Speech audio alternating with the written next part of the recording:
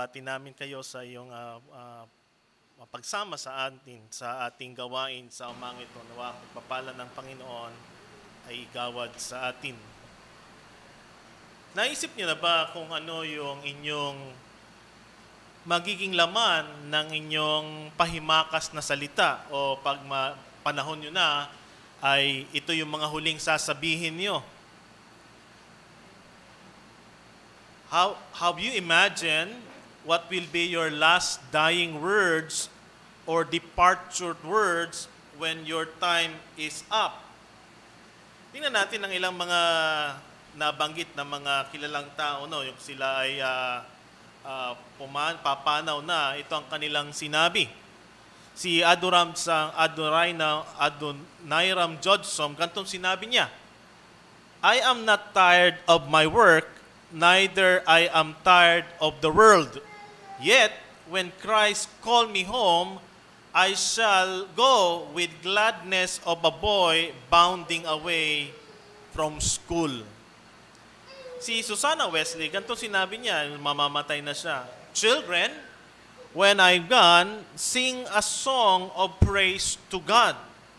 Makikita natin sa mga taong ito or sa huling mga sinabi nila, makikita natin na binabanggit nila sa kanilang buhay ang pinakamahalagang bagay na alam nilang yun ang imahalaga. Sa pagpapanaw nila yung kanilang iiwan. Kadalasan sa mga malapit ng pumanaw, ang bibig kasi nilang sa huli, yung mga mahalaga, hindi yung mga walang kwentang bagay, kundi something important na dapat tandaan. Ang mga makikita nga natin, mga nakakatawa, no? May isa, yung mga huling hahabilin niya, yung mga utang ng kapitbahay, yung mga sisingilin. Ibig sabihin nyo na mahalaga sa kanya. O yung mga anak niya, o yung mga sino man na nagpapakita na yun ang mahalaga na dapat tandaan bago man siya pumanaw sa mundong ito. Sa ating titinang teksto ay ganyan ang eksena o senaryo na makikita natin kay Pedro. Noong ating pinag-aaralan itong pangalawang Pedro, binanggit niya yung pagbabati at saka yung mga bagay na pagtawag at pagpili ng Diyos ang kanyang mga binanggit sa ating mga huling pag-aaral. At sa eksenang itong ating titingnan ay binabanggit niya na siya ay malapit ng pumanaw. Muli nating tingnan ang mga talatang 2 Peter chapter 1 verses 12 to 15 at minsan nating basahin muli ito at ganito ang pagkakabanggit. Kaya't lagi kong hinahangad na ipaalala sa inyo ang mga bagay na ito, bagamat inyong nalalaman na at kayo'y pinapatibay ng katotohanang dumating sa inyo. Inaakala kong tama at habang ako'y nasa tuldang ito, ay gisingin ko kayo ng isang paalaala. Yamang aking nalalaman na malapit na ang pag-alis ng aking tolda na gaya ng ipinakita sa akin ng Panginoon nating si Hesukristo. At sisikapin ko rin na pagkatapos ng aking pagpanaw ay yung maalala ang mga bagay na ito sa anumang panahon. Tayo po'y manalangin. Panginoon, kami nagpapasalamat sa umaga ito. Sa muli kami ay magbubulay-bulay ng iyong salita. Dalangin namin, Panginoon, ang iyong banal na Espiritu ang siyang manguna sa amin sa pag-aaral na ito, na nawa maging malinaw at kapakipakinabang ang mensahe na makikita namin, madadala namin mula sa iyong salita. At nawa, Panginoon, ang purong buto ng katotohanan ang matanggap namin at madala namin sa mga mensaheng ito. Dalangin namin banal na Espiritu ang siyang magturo at manguna sa amin sa mga oras na ito. Ito pong aming dalangin sa matamis sa pangalan ni Jesus. Amen. Kung makikita natin sa eksena ito na binabasa nating teksto, marahil ito'y isang panahon na puno ng emosyon. Sapagkat kanyang sinasabi ngayon ang mga mahalagang bagay bago pumanaw si Pedro. May kita natin na si Pedro, ang background nito, ang kanyang nung sinulat, ang sulat na ito ni Pedro, siya ay nakakulong. Kaya nga ito ay isa sa mga prison epistle sapagkat sinulat ito ni Pablo sa Roma nung siya ay nakulong. At siya ay malapit or he is facing an imminent death sapagkat siya ay kasama doon sa mga pinahirapan o under persecution ni Nero. At makita natin sa tradisyon ay sinasabing si Pedro ay ipinako siyang pabaliktad. Imbes na ganyan, pabaliktad siya kasi sinabi niya, he is not worthy sa paraan na kamatayan ng Panginoon. At yan ang sinasabi ng tradisyon. So sa ganong sitwasyon, makikita natin na bago siya magpanaw ay sinulat niya ito. At ang isang bagay na makikita natin ditong inuulit-ulit ay yung mga mahalagang bagay na dapat tandaan ng isang iiwanan ni Pedro. Isang bagay na makikita natin dito sa verse 12, 13, 14, 15, ay meron siyang pinatutungkulan dun sa mga dati niyang binanggit. Sabi sa verse 12, kaya't lagi kong hinahangad na ipinapaalala ko sa inyo ang mga bagay na ito. Kung titingnan nyo sa SB, ang unang word niya doon, therefore. Parang sa mga binanggit niya nung una na binaanan natin, itong mga bagay na ito, ang sinasabi niyang mahalaga na dapat tandaan. Unnecessary reminders.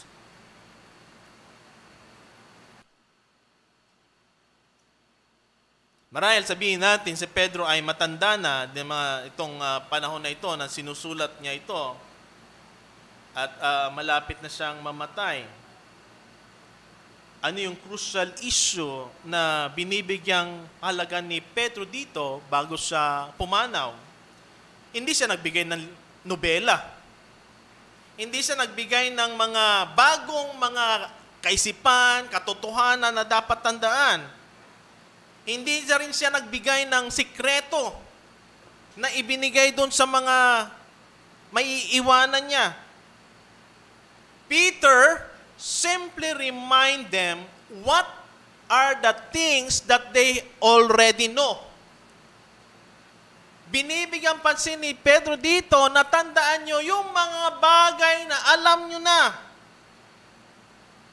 Anong mga bagay yon? Mababalikan natin yon doon sa mga pinag-aralan natin o sa talatang 3 hanggang 10. Ano sinabi niya? Binigyan pansin ni Pedro sa atin dito ang mga basic na dapat nating tingnan. Ang una sinabi niya, sa verse 3, ipinagkaloob sa atin ang kanyang banal na kapangyarihan ng lahat ng bagay na kailangan sa buhay at pagiging makadiyos ay ibinigay na sa mga mananampalataya. Yan isang bagay na gustong ipaalala ni Pedro. Na kung sa ating pamumuhay Kristiyano, sapat na, nandoon na, binigay na ng Panginoon ang lahat ng kailangan natin para mamuhay Kristiyano. Hindi lamang yon, ipinagkaloob niya sa atin ang kapangyarihan, ang kanyang mahalaga at mga dakilang pangako. Sinasabi sa atin dito na ang ating Diyos ay buhay, mapagtitiwalaan natin siya sapagkat ang kanyang banal na kapangyarihan, yung kanyang divine power na kailangan natin para sa ating pamumuhay Kristiyano ay pinagkaloob na. Hindi lamang yung divine power, kundi pinagkaloob niya din ang kanyang mga mahalagang pangako. So yun ang dalawang bagay na tinitingnan natin na pinangahawakan natin para magpatuloy. Na ang Diyos binigyan tayo ng kakayanan na magpatuloy sa lakad Kristiyano. At ang kanyang salita, ang mga pangako na pwede nating panghawakan. Pero hindi nagtatapos doon. Sinabi niya rin sa atin na dahil dito, ano sabi niya? Gawin ang lahat ng inyong makakaya na tustusan ang inyong pananampalataya at inisa-isa niyong mga qualities na binanggit sa atin noong nakaraang mga linggo. Yung pananampalataya, kabutihan ng kaalaman ng pagpipigil ng pagtitiis, pagtitiis at pagiging makadiyos, ang pagiging makadiyos, ang pagmamahal sa kapatid, at ang pagmamahal sa kapatid ay pag-ibig. Ito yung ating inisa-isa nung nakaraang linggo. Ang mga bagay na ito, ang binabanggit ni Pedro na dapat nating tandaan. Mga bagay na alam na natin na dapat panghawakan.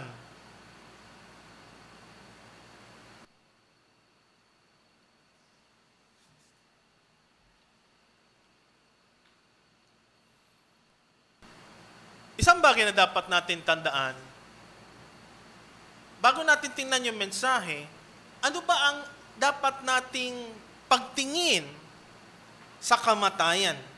Si Pedro dito ay mamamatay na at meron siyang binabanggit dito na mahalagang bagay sa kaiklian ng buhay ng tao. Speaking of death, we should be earnestly reminded that life is short.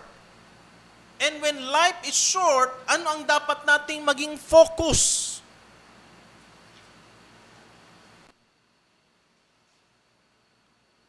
Bilang mga manlalakbay sa mundong ito, ang isang mananampalataya, we have to focus on the things that are eternal. Sa verse 14, ang sinabi ni Pedro dito, yamang aking nalalaman na malapit na ang pag-alis ng aking tolda na gaya ng ipinakita ng Panginoon sa akin ni Jesucristo. Maring dito tayo magsimula. Ito ang nakikita nating background na kung saan ang kalagayan ni Pedro. At dito makikita natin na binibigyan niyang pansin ang kahalagahan ng buhay ng tao na ito'y maikli. Tayo ay manlalakbay lamang at ang katawan na ito ay parang tolda. An earthly dwelling, a tabernacle, a tent. Minsan pag nag-camping tayo, tumitira tayo sa tent, di ba? Hindi naman tayo nakatira doon pang matagalan, nakatira tayo sa bahay. Pero we reside on the tent, pansamantala lang. Ganun ang sinasabi niyang ehemplo ni Pedro dito, na ang ating pamumuhay sa mundong ito, gaya tayo na namumuhay sa isang tent. Parang travelers. Hindi siya permanente. At ganun yung sinapakita niya, the shortness of life, that we are manlalakbay, pilgrims. At saan tayo patungo? Heart to earth, to heaven, heavenly home.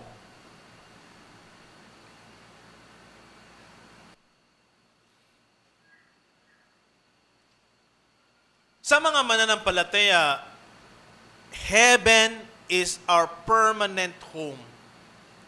And here on earth, we are just living shortly in our earthly tent.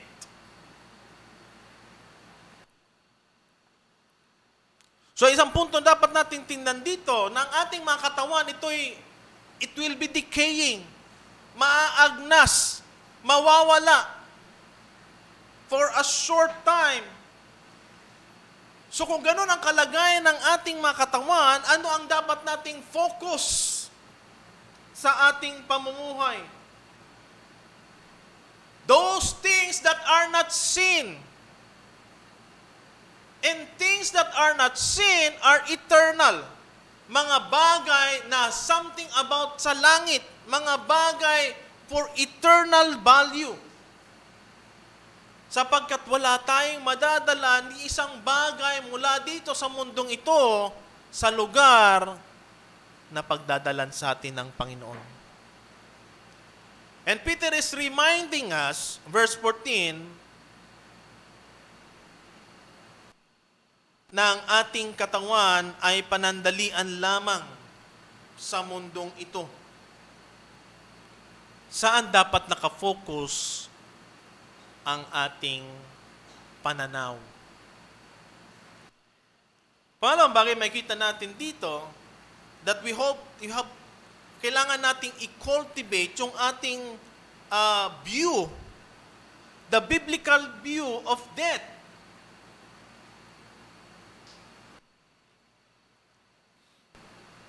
Maaaring sabihin natin, itong pinag-aaralan natin, na ang kamatayan ay bunga ng ating kasalanan.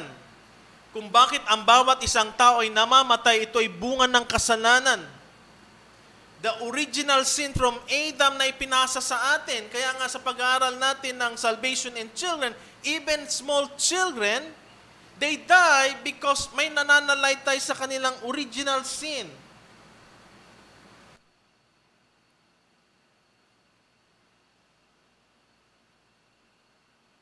Death is an enemy. But Paul is giving us that we should not worry about death.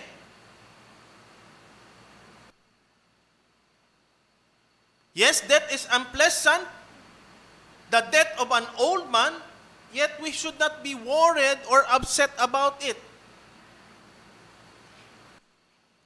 When we come to death, para tayong nagpapalit ng ating isang lumang damit sa isang bagong kasuotan na binibigay ng Panginoon. The laying aside of the body, a temporary tent that would be taken off, pero hindi siya nagrereklamo. He is not complaining. He is at peace, and he is believing the sovereign will of God in his life. Kaya pag binabasa natin itong mga text na ito, makikita natin kay Pedro ang kanyang pagtingin sa bagay na ito na mayroong kapayapaan. Bakit sinabi natin? Because after he written this word, itong sulat na ito, kinabukasan ay i-execute niya siya. Papatayin na siya. Isang bagay na nangyari sa Acts, ang binabanggit dito, isang eksena na demonstrated kung paano si Pedro ay talagang napaka-lalim ng tulog niya. Pag binuksan niyo ang Acts chapter 12, mababasa natin ang eksena dyan, dumating ang anghel para gisingin si Pedro para patakasin siya. Acts chapter 12 verse 7, ganito, at sinabi, at biglang nagpakitang isang anghel ng Panginoon at tumatanglaw ang isang maliwanag sa kulungan. Tinapik niya si Pedro sa tagiliran at siya ginising. Sinabi, bumangon kang madali. At nalaglag ang mga tanikala ng kanyang mga kamay. Ganon katindi yung himbing ng tulog ni Pedro.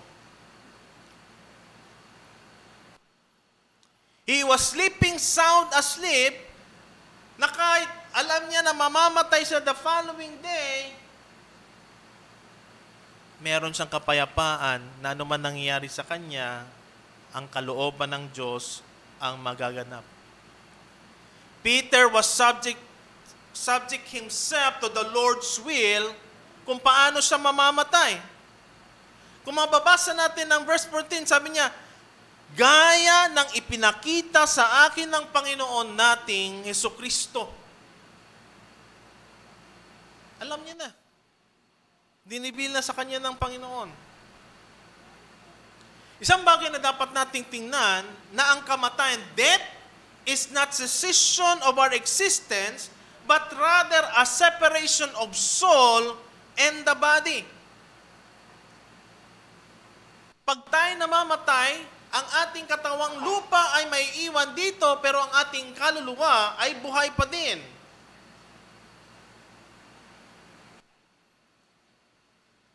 Paano natin masabi yun? 2 Corinthians chapter 5 verse 8, at death will lay aside this tent, the real you, it's not anymore in your body, although we dwell on this earth, the real you is your soul. To be absent from the body, but to be home with the Lord. So yung katawan at saka yung kaluluwa, nagpa-part ways na siya. Yung ating katawang lupi may iwan dito sapagkat yun ang makasalanang maaagnas at yung ating kaluluwa ang babalik doon. Kasi meron mga kaisipan na tinatawag nating pagkatapos umamatay dito, wala na. An annihilation na tinatawag doon. Pero hindi yun ang sinasabi ng Biblia. Meron naman na sinasabi, pag ikaw namatay, matutulog ang tinatawag nating soul sleep. Matutulog ang yung kaluluwa. Pero dito may kita natin na we will still exist. Matatanggal lang tayo dun sa ating tent, yung ating toldan, yung ating katawan, and we will be present in the Lord. So ang ano dyan, paano pag hindi mananampalataya? Paano pag hindi nila kilala ang Panginoon?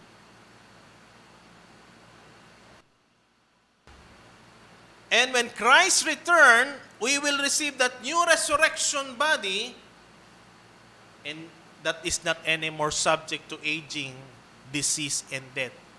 Yung katawang lupa, ire-resurrect yun. At papalitan yon ng hindi naaagnas, hindi nagkakasakit, at hindi namamatay. Death is also a departure from the slavery of our body to sin to the glorious eternity of the Lord.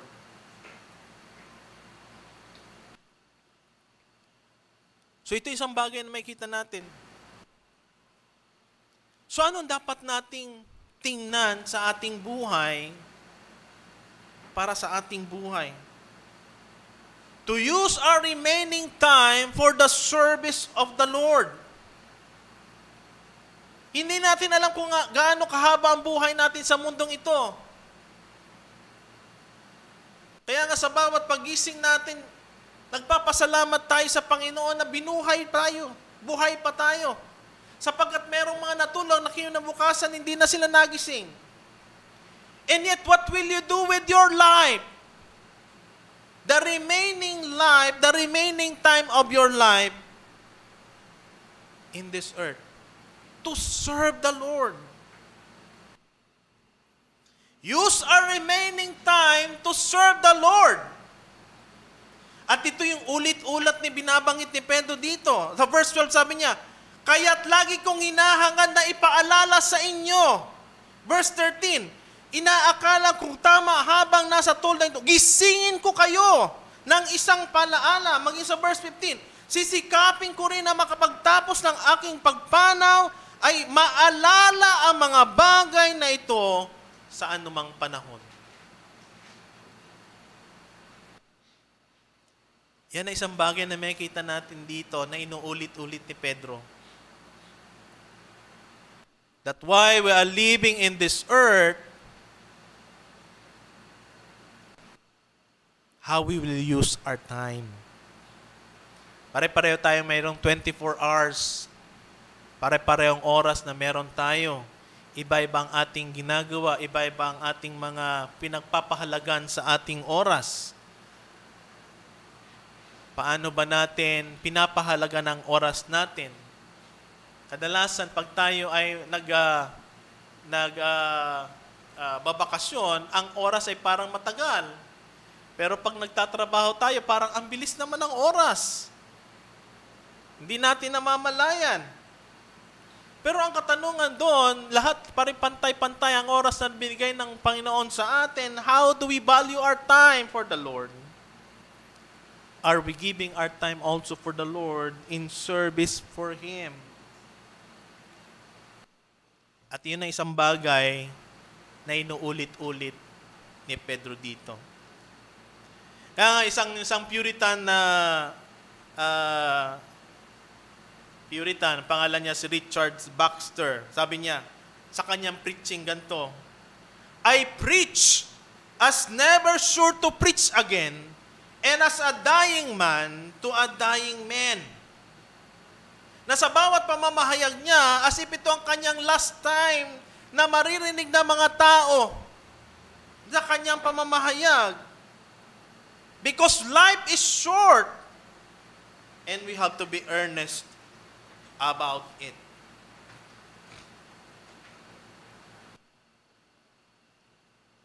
So sa ating pamamahayag sa umagang ito, nais kong ibigay isang mensahe. Believers need to be reminded often of the basic truths of the faith so that they may stay on course. Na ang mananampalataya ay kailangan palaging pinapaalalahanan ulit lagi-lagi ng mga fundamental na mga payak na mga katotohanan ng pananampalataya upang mabalik sila doon sa tamang landasin. At dalawang bagay ang ating titingnan mula kay Pedro. One is to remind, and the other one is to stir up. We need to use our time to serve the Lord, and in reality, we usually forget to remember the things. And this is the dying word of Peter, to remind and to stir up. Na kailangan ng katotohanan paulit-ulit na binabanggit. Minsan may narinig ako, sa pastor, ulit-ulit naman ang preaching mo eh. Parang ang lagi mo sinasambi, pare-pareho lagi. Ang katotohanan kasi kahit nating ulit-ulitin, ay minsan nakakalimutan natin. At ito yung principle na binabanggit ni Pedro dito, to remind. Habang mamamatay siya, sinasabi niya, paalala sa kanila ang mga katotohanan na binigay na ng Panginoon na kanilang laging kinakalimutan. Kaya nga doon sa binalikan natin, di ba, yung verse 4, participating in divine nature, yung binanggit mo kanina, yung ating, we need to possess the Christian virtue in increasing number. Yun yung mga qualities na binanggit niya, na dapat lumalago tayo. At hindi lamang yun, sa verse 11, the eschatological hope, ang ating pag-asa.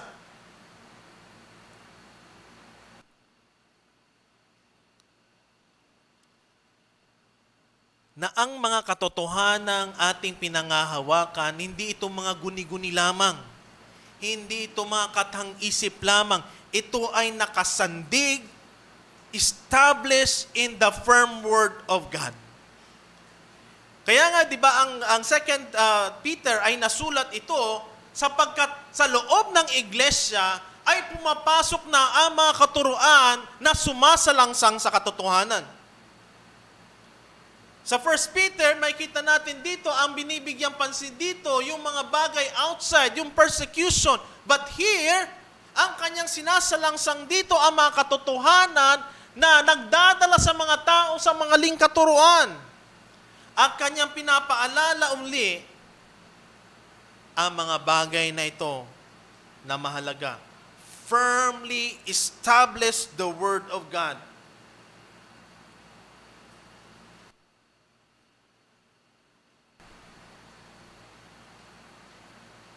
Bakit kailangan itong mga katotohanan na itong ulit-ulit sa atin? Sapagkat ito'y nagpapalakas sa atin. It leads us to spiritual strength.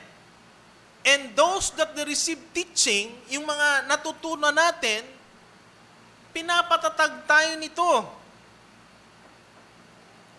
At kasama din dito, na huwag nating kalimutan ang mga warning na binibigay ng Panginoon, the pitfalls of spiritual warning na binabanggit sa atin.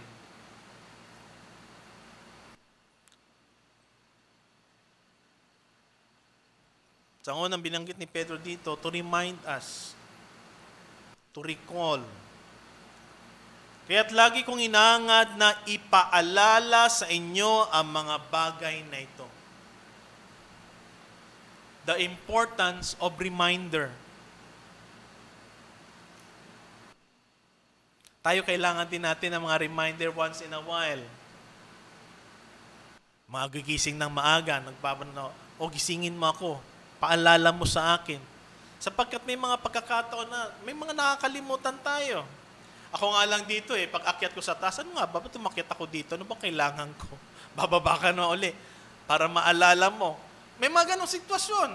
Habang tumatanda tayo, marami tayong nakakalimutan. At yun ang pinapaalala sa atin ni Pedro. To remember what was already new.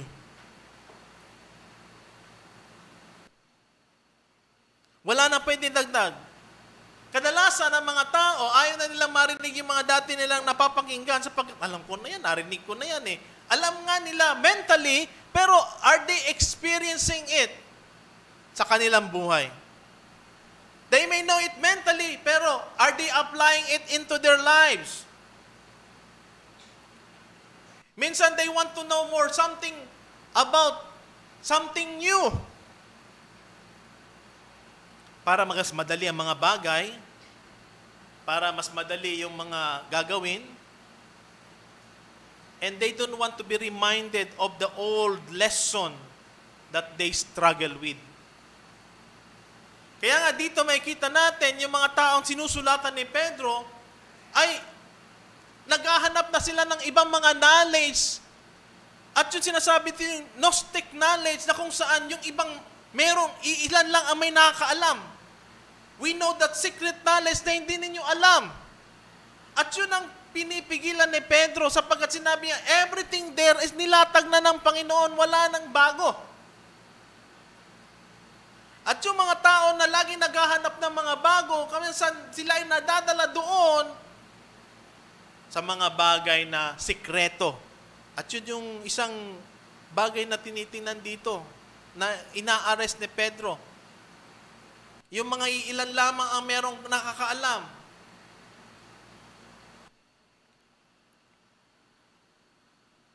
Kaya sinabi ni Pedro, lahat yun ay nilatag na ng Panginoon.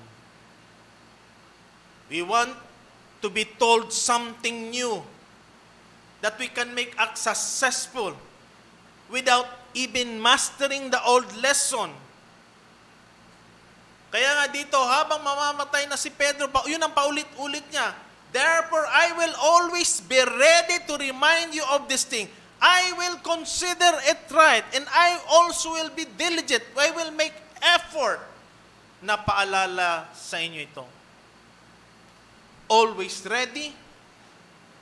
I will doing what is right, and I will be diligent. Yan ang mga kataga makikita natin sa buhay ni Pedro.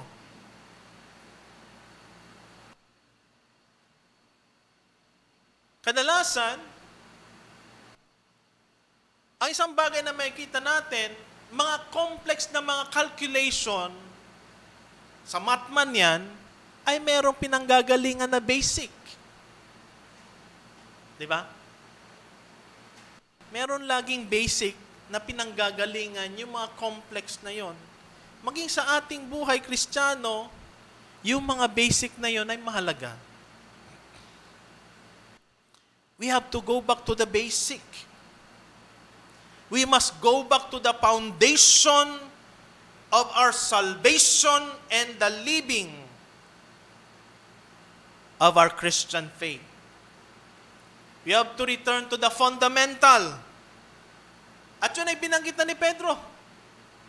Bago niya binanggit ang mga talata ito, nilatag niya na isa-isa. At yun ang dinaanan natin. Na lahat ng kailangan natin sa pamumuhay Kristiyano ay binigay na ng Panginoon sa pamamagitan ng kanyang kapangyarihan at ang kanyang mga pangako. Kung kaya't pag sumikapan natin na ang mga qualities na ito na binanggit niya ay ma-develop sa atin, sapagkat ang ating pag-asa ay nasa Panginoon lamang at wala ng iba. Yun ang kabuuan nun. At ang fundamental doon, ang binanggit niya dito, ang ating Panginoon, ang pinaka-ating pinanggagalingan ng ating kasalanan, pinanggagalingan ng ating paraan upang tayo maligtas sa kasalanan. At yun ang laman na pinaka-basic nitong 2 Peter.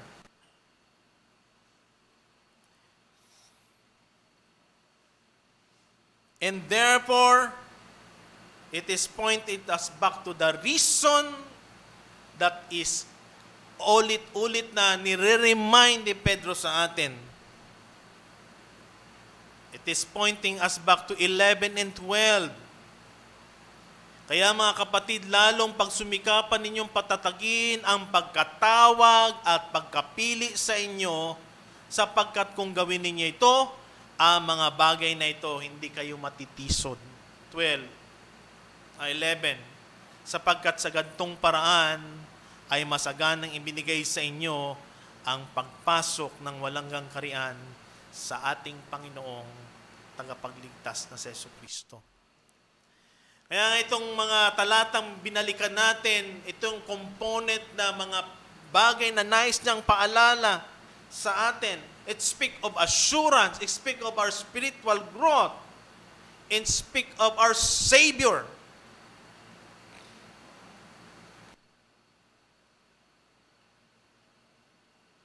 At ang nais na sa atin, maging diligent. Having the power of life in a godly manner, partaking the divine nature, escaping from the lust of the world, living to the fruit of the Spirit, that we will become useful to the service of God. At yun ang pinaka-desire natin, na tayo ay magamit ng Panginoon para sa Kanyang kaharian.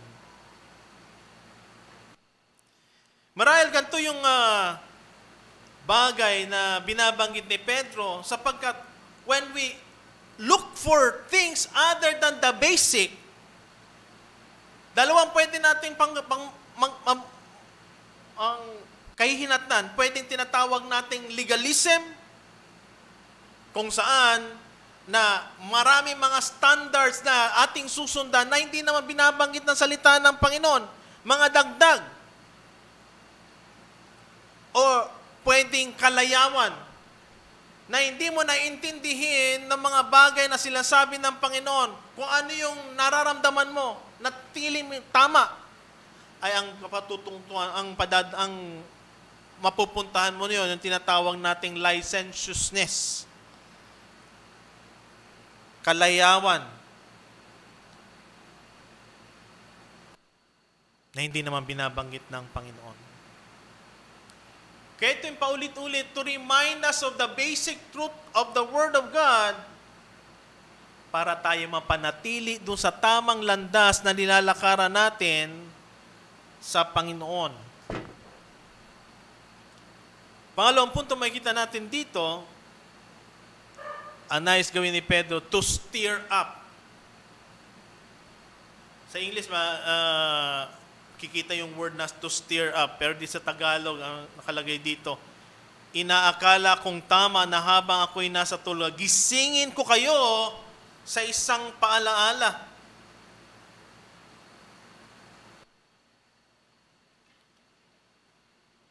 The goal of each one of us is to motivate God's people to live according to God's direction.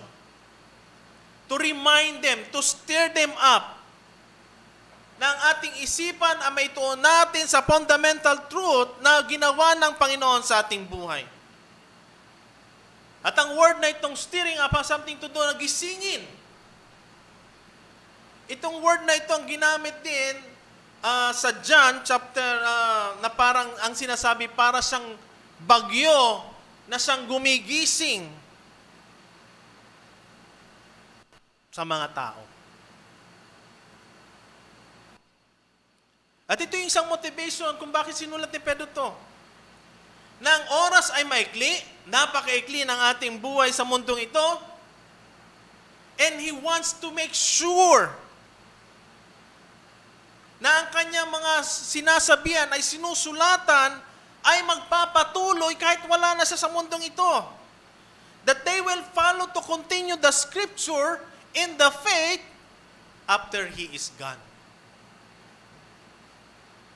Kaya ganun yung matindi yung kanyang damdamin nung binabanggit ito. Na walang mawawala. Sapagkat napakarami na ng mga sitwasyon na nangyari sa kanila. They are under persecuted. Na ang tendency ng tao, pag sila ay pinipersecute, pinaparusahan, o dumadaan ng mga pagsubok, ang mag-give up. Ayoko na. And yet, pinapaalala niya na magpatuloy kayo. Balikan ninyo ang mga salita ng Panginoon na pwede niyong panghawakan upang makapagpatuloy. Ang buhay natin maikli lamang. Paano natin ito pinapahalagahan? Kaya huwag natin kalimutan yung mga mahalaga, the important, the basic truths. At ang laman nun, ang Panginoong Jesucristo, ang siyang ating paraan ng kaligtasan. Pagsisihan natin ang ating kasalanan at manampalataya sa Panginoon, Jesucristo.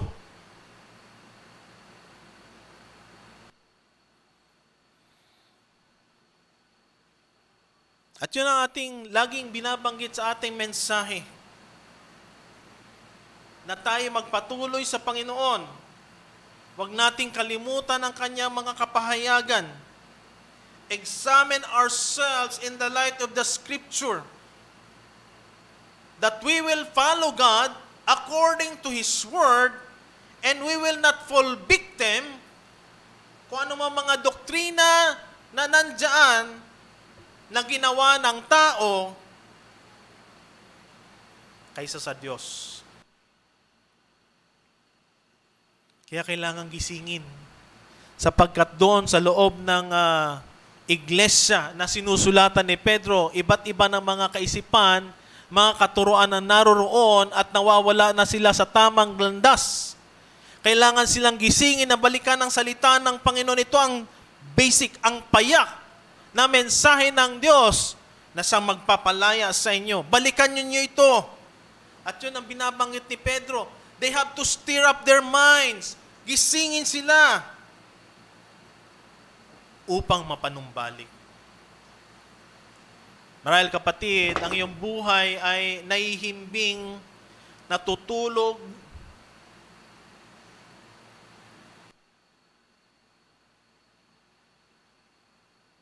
sa higaan ng mga bagong kaisipan ngayon. Tayo ay nahihimbing sa mga katuroang mali at taliwas sa salita ng Panginoon. Gisingin! Gumising! Balikan ang salita ng Panginoon, ang mga katotohanang payak mula sa Panginoon.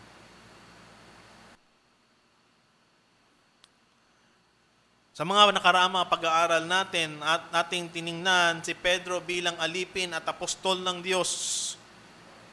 Binanggit din natin ang pananampalataya ay mula sa katwiran ng Panginoon, ng ating Panginoon Jesucristo, ang Diyos at ating tagapagligtas. Siyang ating Panginoon at siyang ating lamang na pwedeng panghawakan. Siya lamang ating pwedeng lapitan, ang makapangyarihang Diyos.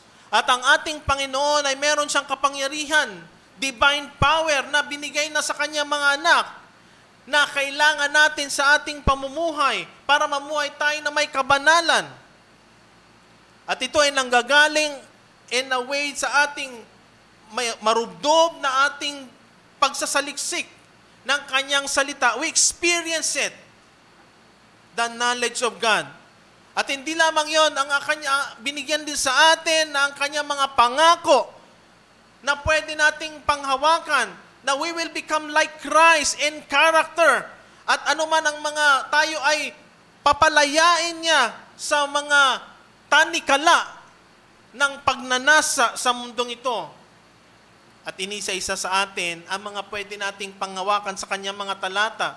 Salvation by grace through faith in Jesus Christ. Yung ating security, yung ang ating Panginoon ay patuloy nandyan, na tayo ay binabago mula sa ating mga corruptible to incorruptible, na meron tayong confidence sa Panginoon, ano man ang mangyari. Meron tayong kapayapaan sa Diyos sa ating pananalangin, ano man ang ating sitwasyon, na merong probisyon ng Diyos sa kabuhayan upang makita natin ang kanyang kaharian at ang kanyang katwiran, na tayo ay palalayain, na tayo ay bibigyan ng kapangyarihan na mapalaya sa anumang a way to overcome temptation, na ang ating mga panalangin ay pakikinggan according sa kanyang kalooban, na ang ating Panginoon ay babalik at dadali niya tayo sa kanyang kaharian.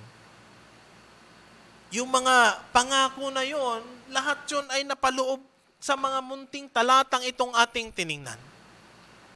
Kaya kumpak itong tinitingnan nating mga talata na binigay ni Pedro. Dahil sa kanyang kalagayan na siya'y mamamatay, na lahat ng mga importanteng bagay ay binigay niya para maalala natin. Lahat ng mga aking binanggit kanina, napapaloob dito sa mga talatang tiningnan natin. At ang kanyang panawagan, to be diligent, that mark of maturity, faith, moral excellence, knowledge, self-control, perseverance, godliness, brotherly kindness, and love. Na meron tayong kasiguruhan, assurance of salvation, that we will become useful and faithful for Christ. O kaya nga, mga kapatid, lalong pagsikapan ninyo na patatagin ang iyong pagkatawag at pagkapili sa inyo. Sapagkat kung gawin ninyo ito, ang mga bagay na ito, hindi kayo matitisod kailanman.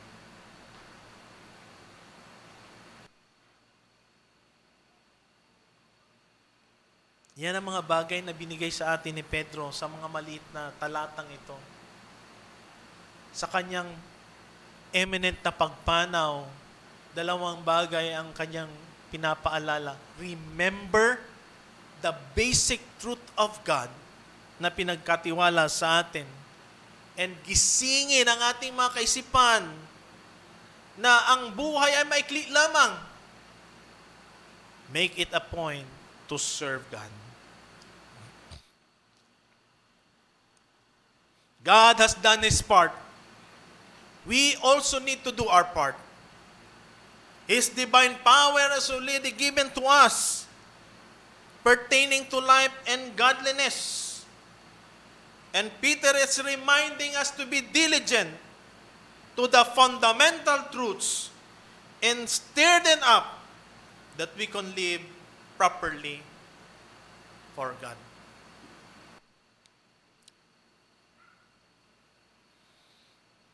Kaya nga sa atin, sa pamamahayag na papakinggan natin, we learn and we are reminded.